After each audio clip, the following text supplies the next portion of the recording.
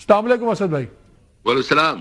یہ بتائیں، یہ جو کل آپ کی پارلیمانی پارٹی کا اجلاس ہوا، اس کے بعد اعلامیہ جاری ہوا، اس میں وہ باتیں تو ہیں کہ عمران خان سے ملاقاتیں کرواؤ، سب کچھ کرواؤ، لیکن جو اینڈ میں مین ڈیمانڈ ہے، آپ لوگوں نے کہا ہے کہ الیکشن کمیشن پاکستان کی تشکیل نو شامل ہو، جو آبویسلی تمام فریقین کا اتفاق ہو، شفاف منصفانہ نئے انتخابات کا انعقاد یقینی بنایا جائے. یہ دو چیزوں کا مطلب کیا ہے کہ اب اگر ان دو چیزوں پہ گورنمنٹ آپ کے ساتھ بیٹھ جاتی ہے تو پھر پہلے جب یہ چیزیں طے ہوں گی، ایک شفاف طریقہ طے ہو جائے، چیف الیکشن کمشنر طے ہو جائے، اس کے بعد یہ بات شروع ہوگی کہ الیکشن کب ہوں گے، وقت سے پہلے ہوں گے یا اگلے الیکشن بھی آپ تیار ہیں اگر یہ چیزیں ٹھیک ہو جاتی ہیں؟ دیکھیں، سب سے پہلے بات یہ ہے کہ آیا اس ملک پہ پاکستان اہم ہے، یہ ملک ہمارے لیے اہم ہے، اور یا جو ہے نا اپنی ذاتی انا، ایگو، اقتدار، لالچ اہم ہے. ہم سمجھتے ہیں کہ اس وقت ملک بڑے کرائسس میں ہے. آپ کے جو ہے نا انٹرنل جو ہے نا انسرجنسی آپ کے دو صوبوں میں، آپ کے بارڈر پہ، افغانستان کے بارڈر پہ، انڈیا کے بارڈر پہ بھی بہت تعلقات اچھے نہیں ہیں، اور ساتھ ساتھ جو ہے نا اس وقت ایران میں جو ڈیولپمنٹ ہو رہی ہے وہاں بہت خطرناک سچویشن، مطلب ہمیں ایک نئی انٹرنیشنل اس کا سامنا ہے.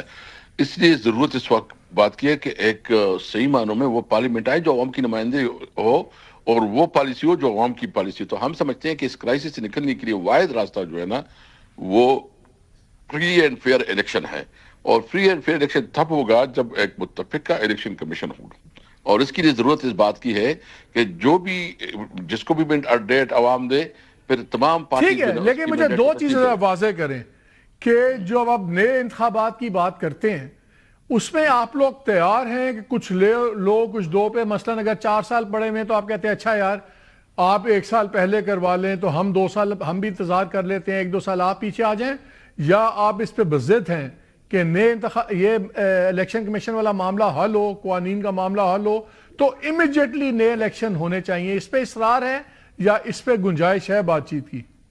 دیکھیں، سب سے پہلے تو بات یہ ہے کہ ابھی ہم نے ایک آئیڈیا دیا ہے، پھر اس کی نیٹی گریٹی کیا ہوگی، ڈیٹیلز کیا ہوں گی، تفصیلات کیا ہوں گے، جب وہ بیٹھ کے ہم بات کریں گے اور اس کے اوپر ہم پورا عمل دیں گے.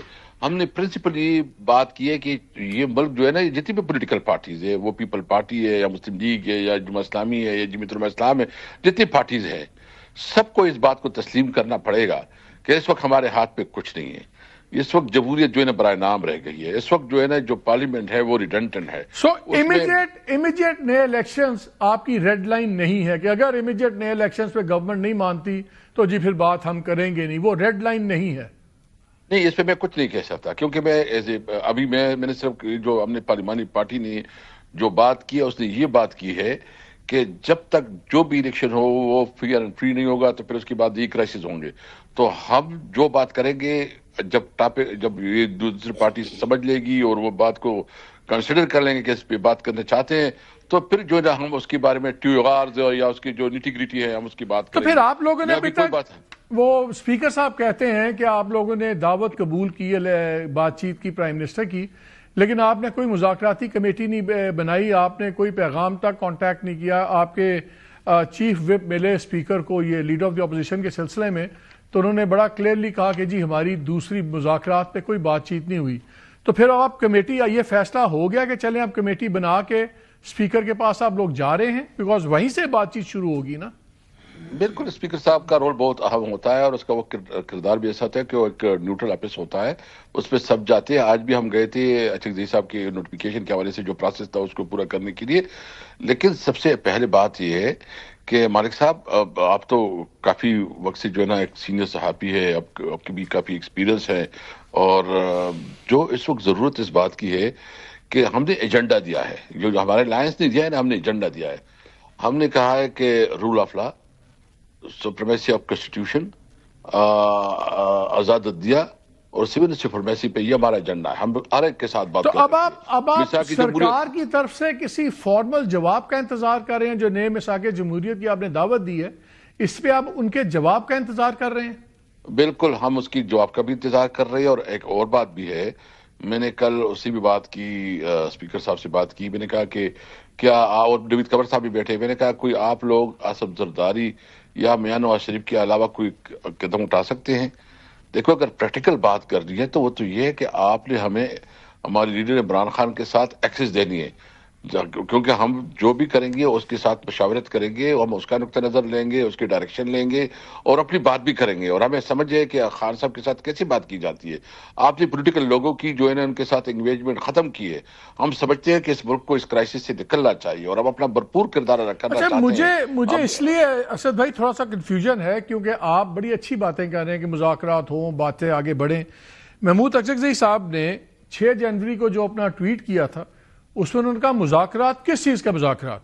کسی نے میرے گھر پہ ڈاکہ ڈالا ہے، اب اکثر مذاکرات کرنے ہیں تو وہ یہی ہے کہ بھائی میرا سامان لٹا دو، کچھ کمی بھی ہے تو ہم معاف کرتے ہیں، اگر یہ مذاکرات کوئی کرنا چاہتا ہے تو ہم تیار ہیں۔ تو وہ تو بالکل دوسری لائن ہے، آپ بڑی ایک ماڈریٹ لائن لے رہے ہیں کہ چلیں کہیں سے بات چیت شروع ہو، پھر نٹی گریٹی آگے ہم جا کے طے کر لیں گے۔ پھر انہوں نے یہ بھی کہا کل کہ جی باقی تو ٹھیک ہے، مسئلہ یہ ہے کہ پی ٹی آئی کے 20 لوگ بھی ساتھ نہیں چل سکتے، اس طرح تو انقلاب نہیں آئے گا۔ اب وہ پوری تحریک کی قیادت ان کے پاس ہے، سارے اختیارات ان کے پاس ہیں، لیڈر آف دی اپوزیشن ان کو آپ لوگ بنا دیں گے اگلے 2-3 دن کے اندر۔